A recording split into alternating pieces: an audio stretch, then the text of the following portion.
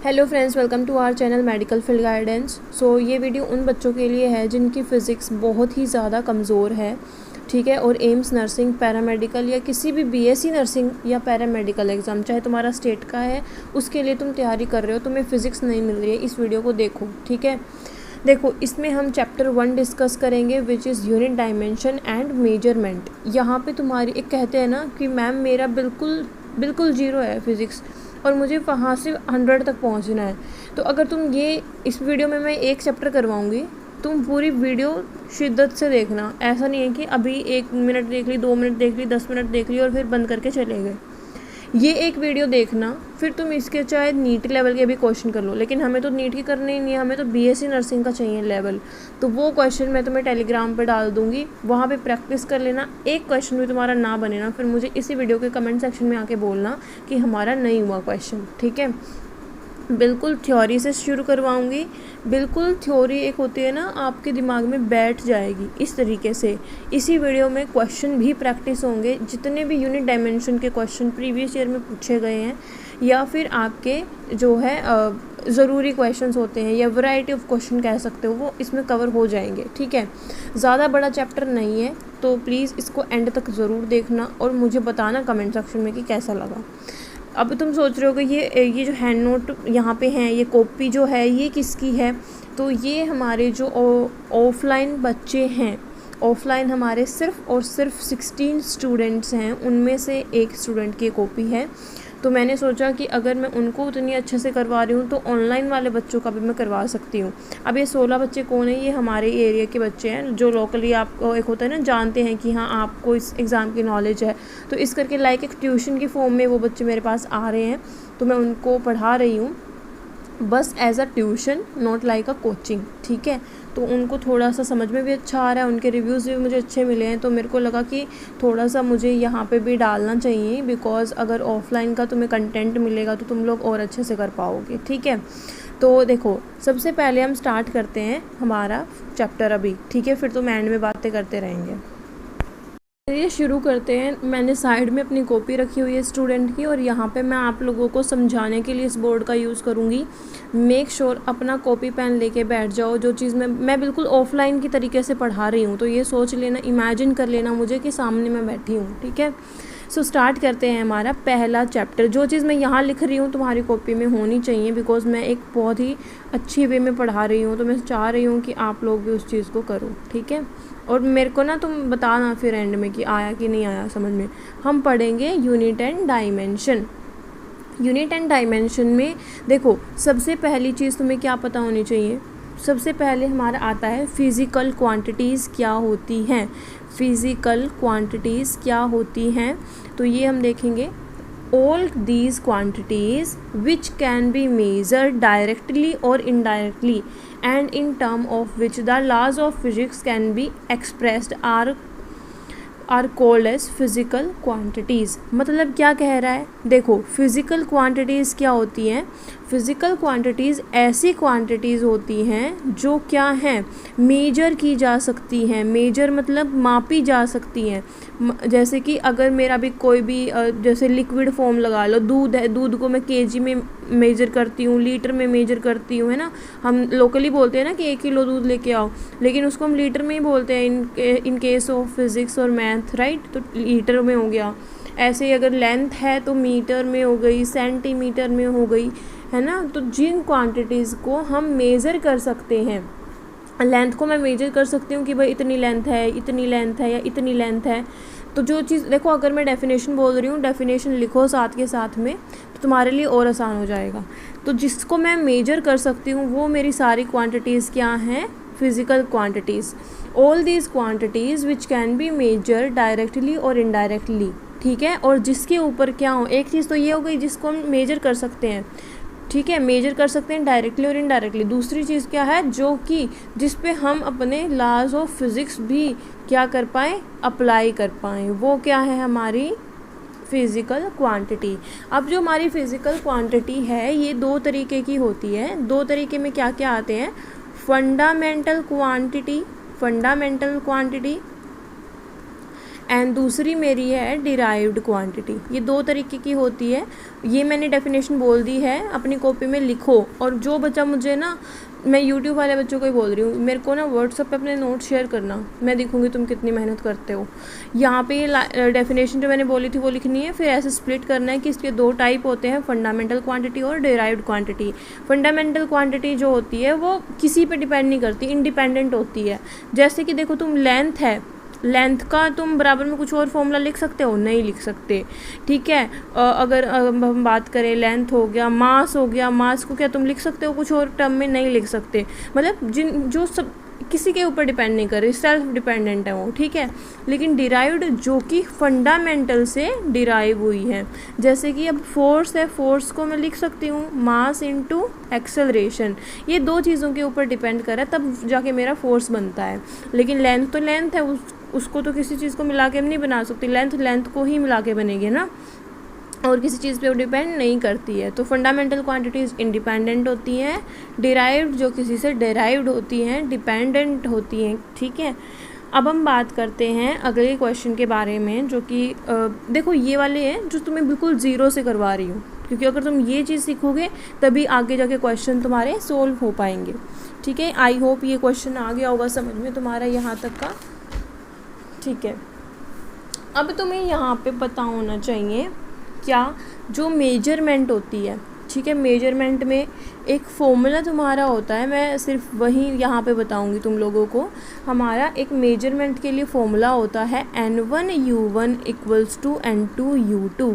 इसके बहुत क्वेश्चन आते हैं, वो देखेंगे हम कि कैसे आते हैं और कैसे सोल्व होते हैं।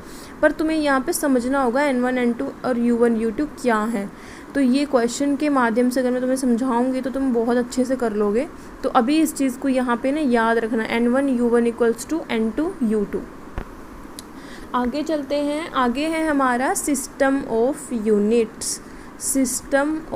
यूनिट्स। तुम्हें दो ही सिस्टम याद रखने हैं और सिस्टम याद ही नहीं रखने। एक तुम्हारे पास में CGA सिस्टम होता है, एक तुम्हारे पास में SI सिस्टम होता है। CGA सिस्टम में अगर तुम मास ले रहे हो वो किस में होता है? ग्राम में। लेंथ ले रहे हो वो किस में होती है?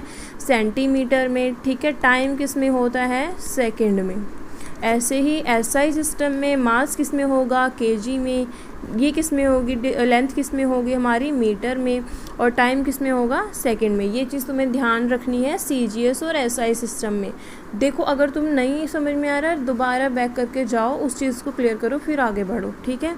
CGS सिस्टम क्लियर है, SI सिस्टम क्लियर है।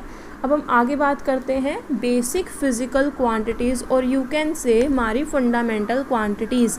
हमारे पास में जो फंडामेंटल क्वांटिटीज़ होती हैं वो टोटल होती है 7 इन नंबर। 7 फंडामेंटल क्वांटिटी कह लो या बेसिक फिज़िकल क्वांटिटी कह लो, ठीक है, जिस पे बाकी सारी जो क्वांटिटीज़ हैं वो डिपेंड करती हैं। जैसे पहली मेरी है लेंथ, ठीक है। लेंथ को मैं किससे डिनोट करूँगी? L से। इसकी SI यूनिट क्या होती है? मीटर। उसके बाद मास होता है, मास को मैं M से डिनोट करूँगी, ये हमारी इसकी SI यूनिट है। M से डिनोट करूँगी, SI यूनिट क्या है? मीटर। सॉरी, लेंथ की मीटर हो गई, मास की आपकी kg हो जाएगी, ठीक है, kg। उसके बाद आता है टाइम। टाइम को डिनोट करते हैं T से, इसकी SI यूनिट हो जाएगी सेकंड। टेम्परेचर, टेम्परेचर को किससे डिनोट करते हैं? हमारा T से ही डिनोट करते हैं, और इसका क्या SI यूनिट हो जाएगी? केल्विन। क्या हो जाएगी? केल्विन। K से डिनोट करेंगे इसको, ठीक है। मतलब कि डिनोटेशन में आपका K आएगा। टेम्परेचर T = हम 22 डिग्री सेल्सियस लिखते हैं, है ना, और उसको केल्विन में भी कन्वर्ट करते हैं। तो वो चीज़ को कह रहा है, उसकी यूनिट है, सिंबल नहीं है, यूनिट है। अब इलेक्ट्रिक करंट है, इलेक्ट्रिक करंट को हम C से डिनोट करते हैं, और इसको SI यूनिट क्या होती है? एम्पियर। मुझे कमेंट सेक्शन में बताना किस किस बच्चे को ये पता था, ये सारी फंडामेंटल यूनिट्स। अगली है ल्यूमिनस इंटेंसिटी। ल्यूमिनस इंटेंसिटी को हम किससे, क्या SI यूनिट होती है? कैंडेला। क्या होती है? कैंडेला। D से डिनोट करते हैं। और हमारी लास्ट है क्वांटिटी ऑफ मैटर, या फिर amount of substance. Quantity of matter, quantity of matter, इसकी एसआई यूनिट क्या होती है, मोल। क्या होती है, मोल। एम से इसको हम डिनोट करते हैं। ये समझ में आया यहाँ तक? आई होप यहाँ तक आ गया होगा। एंड नोट्स बना रहे होगे तुम लोग साथ साथ में। आगे बात करते हैं।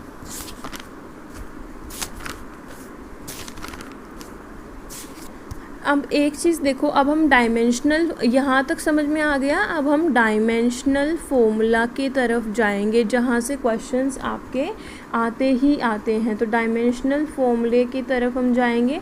डायमेंशनल फॉर्मूले की 3 एप्लीकेशन होती है, 3 यूज़ होते हैं। ये क्वेश्चन में पूछा जा सकता है, इम्पॉर्टेंट है, ध्यान में रखना।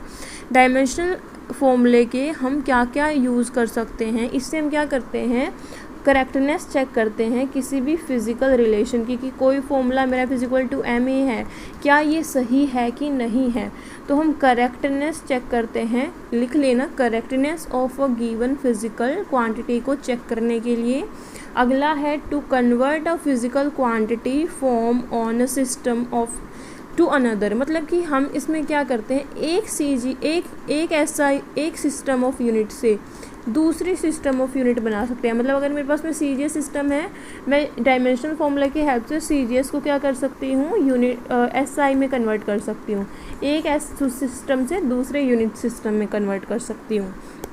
और तीसरा क्या है, to approve derive relation formula, कि कोई भी फॉर्मूला है उसको मुझे, अगर वो फिज़िकली अप्रूव है, मतलब फिज़िक्स के हर लॉ को फॉलो कर रहा है, तो वो भी हम इसी के थ्रू करते हैं। किसके थ्रू, डायमेंशनल फॉर्मूले के थ्रू। आई होप ये चीज़ आपको समझ में आ गई होगी, तीनों इसके यूज़ जो थे। ठीक है, अब हम डायमेंशनल फॉर्मूला कैलकुलेट करना सीखेंगे।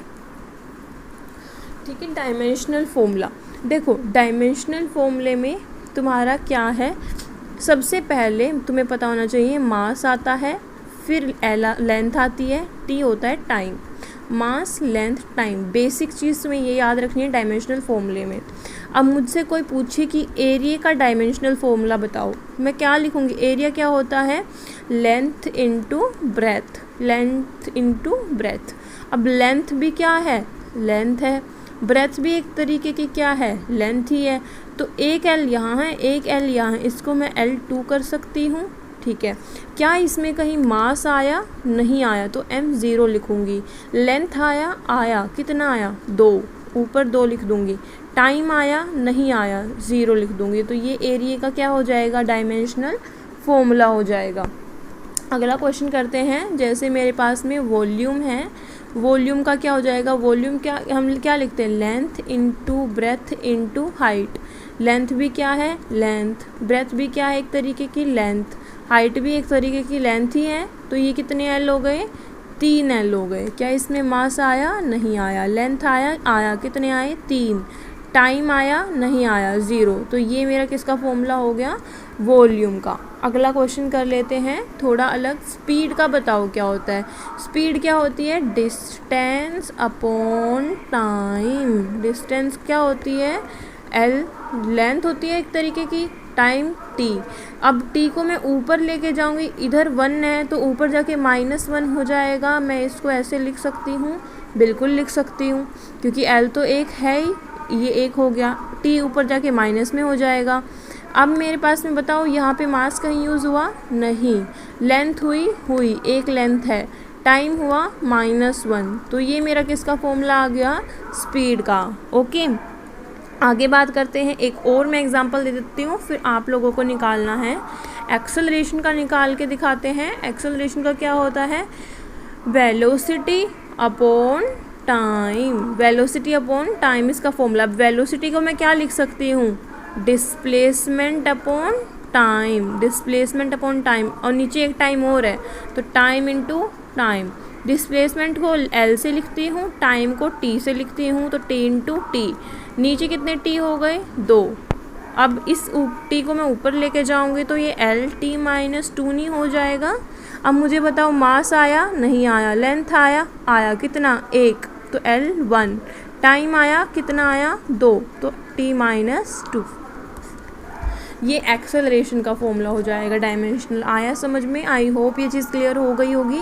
अब तुम मुझे जल्दी से फोर्स का कैलकुलेट करके दिखाओ। फोर्स का क्या आएगा, वर्क का क्या आएगा, और एनर्जी का क्या आएगा। ठीक है, जल्दी से मुझे ये कैलकुलेट करके दिखाओ। एंड फिर भी हम मूव करते हैं हमारा सिग्निफिकेंट फिगर पे और राउंडिंग ऑफ पे। फिर तुम्हारा यहाँ से थ्योरी पोर्शन क्लियर हो जाएगा और हम कुछ क्वेश्चंस की प्रैक्टिस करेंगे। ओके, तो आप लोगों ने आई होप कर लिया होगा फोर्स, वर्क और एनर्जी का। ठीक है, अब हम बात करते हैं किसके बारे में, सिग्निफिकेंट फिगर के बारे में। यहाँ से भी क्वेश्चन आपका पूछा जाता है और सिग्निफिकेंट फिगर का जो क्वेश्चन है वो आसान होता है, बट स्टिल कुछ बच्चों को मुश्किल लगता है। प्लीज़ अपना माइंड पूरा एक्टिव रख के इस चीज़ को सुनिएगा और कॉपी में नोट करिएगा। ठीक है, इसमें बस 5 बातें तुम्हें याद रखनी है। सिग्निफिकेंट फिगर का कोई क्वेश्चन नहीं रहेगा। सिग्निफिकेंट फिगर का पहला रूल क्या है कि हमारा all non zero digits are significant figure. मतलब क्या कह रहा है, अगर नॉन जीरो है, मतलब अगर ये मेरे पास में क्वांटिटी है, ठीक है, इसमें कितनी सिग्निफिकेंट फिगर है, 4, इसमें कितनी है, 2, इसमें कितनी है, 3, इसमें कितनी है, क्योंकि मैंने बोला है कि आपका सिर्फ नॉन जीरो, ये तो जीरो है तो ये क्या है, नॉन जीरो, तो कितनी सिग्निफिकेंट फिगर है, 1, और इसमें कितनी है, 1.100 में 2, ये स्टार्टिंग के 2। ठीक है, मतलब कि जितने नॉन जीरो होंगे वो मेरे सिग्निफिकेंट फिगर होंगे। पहला रूल समझ में आ गया। अब मुझे जल्दी से बताओ 2.200 में कितनी है और 0.0001 में कितनी है, मुझे खुद बताओगे। ठीक है, इसमें कितनी आएंगी, 2, इसमें कितनी आएगी, 1। अगला रूल क्या कहता है, सेकंड रूल कहता है all zero occurring between non zero digits are significant figure. कह रहा है कि जितनी जीरो वाली है ना, अगर 2 नॉन जीरो के बीच में है वो क्या होंगी, सिग्निफिकेंट होंगी। अब इस टोटल में कितनी सिग्निफिकेंट फिगर हो जाएंगी, 2, 2, 4 और 1, 5। नॉन जीरो के बीच में जीरो आ रही है तो बीच में आ रही है, तो पीछे आ रही है तो नहीं है। जैसे अगर ये ऐसे होता तो 2 होती, लेकिन अगर ये ऐसे है तो इसमें कितनी है, 4 सिग्निफिकेंट फिगर है। समझ में आया, 2 नॉन जीरो के बीच में जीरो आनी चाहिए।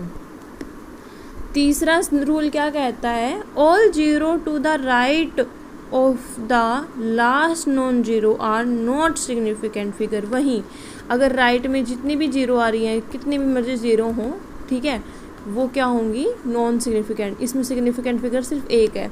4 लाख ऐसे कुछ हो तो कितनी होंगी, देखो ये तो नॉन जीरो के बीच में 2 हैं तो ये तो काउंट होंगी, 2 और 2 4, ये तो आखिर हैं तो ये नहीं काउंट होंगी, तो सिर्फ 4 सिग्निफिकेंट फिगर होगा। मैं जो बोल रही हूँ ना उनको लिख लो। पहला रूल था all non zero digit are significant figure, जितनी नॉन जीरो हैं सब सिग्निफिकेंट होंगे। दूसरा था all zero occurring between non zero, between non zero आ रही है जीरो तो वो क्या है, सिग्निफिकेंट है। लेकिन अगर all zero to the right of non zero तो वो क्या होंगी, सिग्निफिकेंट नहीं होंगी।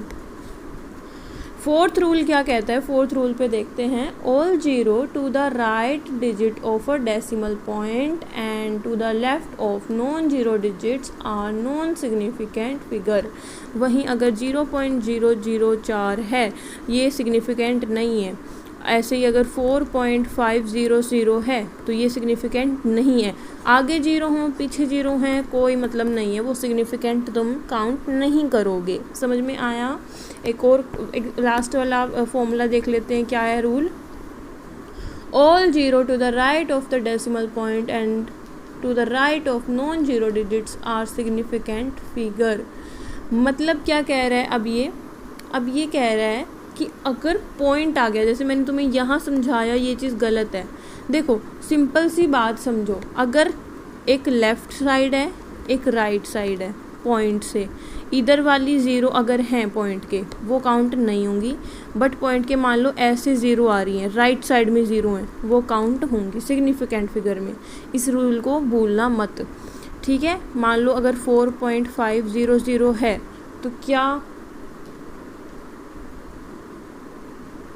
वो ज़ीरो काउंट होंगी। लेकिन अगर ऐसे 4, 5 है तो क्या ये वाली काउंट होगी, नहीं। पॉइंट से इधर ज़ीरो है वो काउंट नहीं होगी, लेकिन पॉइंट से इधर ज़ीरो वो काउंट होगी। प्लीज़ इस पॉइंट को समझना, दोबारा से एक बार वीडियो को चलाना और फिर समझना। अब सिग्निफिकेंट फिगर को क्या करते हैं हम, एडिशन करते हैं और सब्ट्रैक्शन करते हैं तो किस चीज़ का ध्यान रखते हैं, मल्टीप्लिकेशन और डिवीज़न करते हैं तो हम किस चीज़ का ध्यान रखते हैं। देखो सिंपल सा है, सिग्निफिकेंट फिगर को सब्ट्रैक्शन है, एडिशन है, कोई ज़्यादा रूल नहीं है। अगर मान लो तुम्हें 84.00 72.24 इनको अगर जोड़ना है तो 4 2 पॉइंट, ये कितना हो जाएगा 15, ये आएगा ना। इसमें सिग्निफिकेंट फिगर कितने हो जाएंगे, इसको हमें देखना है, कितने हो जाएंगे 3 और 2 5, कितने हो जाएंगे 5 सिग्निफिकेंट फिगर। ठीक है, क्या ऐसे होगा, नहीं होगा। ये आप राउंडिंग ऑफ जब कर लोगे तब तुम समझ में आओगे। तो एडिशन सब्ट्रैक्शन जानने से पहले तुम्हें क्या करना है, राउंडिंग ऑफ सीखना है। इसको अभी ड्रॉप करो, ये चीज़ नहीं पढ़नी अभी हम पहले राउंडिंग ऑफ आपका करवाएंगे, फिर वो वाला सिस्टम करवाएंगे। राउंडिंग ऑफ में 3 फॉर्मूले हैं। ठीक है, 3 फॉर्मूले देखते हैं क्या है। If the digit to be dropped in the number is less than 5, अगर देखो 4.567 2, ठीक है, ऐसी डिजिट है, मतलब ये क्या है मेरा 5 से लास्ट वाला जो नंबर है वो 5 से क्या है, कम है, 5 से क्या है, कम है। तो हम क्या करेंगे, इससे जो अगला नंबर है उसमें क्या कर देंगे, कोई चेंज नहीं करेंगे, नो चेंज। क्या करेंगे, नो चेंज। समझ में आया। लेकिन अगर ये ज़्यादा है 5 से, मान लो ये यहीं तक था, अब ये 5 से क्या है, ज़्यादा है, तो इससे अगले नंबर में हम क्या कर देंगे, +1 कर देंगे। तो ये कितना हो जाएगा 5 7, ऐसे हो जाएगा। 6 का क्या हो जाएगा, 7 हो जाएगा। समझ में आया क्या बोला मैंने। अगर यहाँ पे लास्ट वाला नंबर 5 से कम है तो इससे अगले वाले नंबर में कोई चेंज नहीं होगा, इसमें हम ऐसे लिखेंगे। लेकिन अगर मान लो लास्ट वाला नंबर 5 से बड़ा है तो इससे आगे वाले नंबर में तुम्हें 1 ऐड कर देना है। समझ में आया। एक और क्वेश्चन का समझा देती हूँ एग्जांपल लेके। मान लो 5.673 है, ठीक है। अब 3 क्या है, 5 से कम है, तो इसमें कोई चेंज नहीं होगा, तो ये 5.67 इसका आंसर हो जाएगा। लेकिन वहीं अगर तुम्हारा 5.698 होता तो क्या होता, अब 8 5 से क्या है, बड़ा है, तो अगले वाले में क्या कर देना है, +1 कर देना है। क्या हो जाएगा 5.6। अब 9 में 1 जोड़ोगे तो वो 10 हो जाएगा, इधर 7 आ जाएगा। आया समझ में, ठीक है, ये पॉइंट समझ में आया। अब तुम्हारा 5 से कम हो गया, 5 से ज़्यादा हो गया। अगर मान लो 5 है तो क्या करोगे, अगर 5.6 5 ही होता, ऐसे करके होता, ठीक है, लास्ट में 5 ही आ जाएगा, तो तुम क्या करोगे। अब इस केस में 2 केस हैं। अगर यहाँ पे तुम्हारा 5 आ रहा है तो इससे अगले वाला नंबर देखना है इवन है या ओड है। इवन है या इवन मतलब 2 4 6 8 ऐसे है, या फिर 1 3 5 7 ये वाले नंबर हैं। 5 से आगे वाला देखना है। अगर तो वो क्या है, इवन है,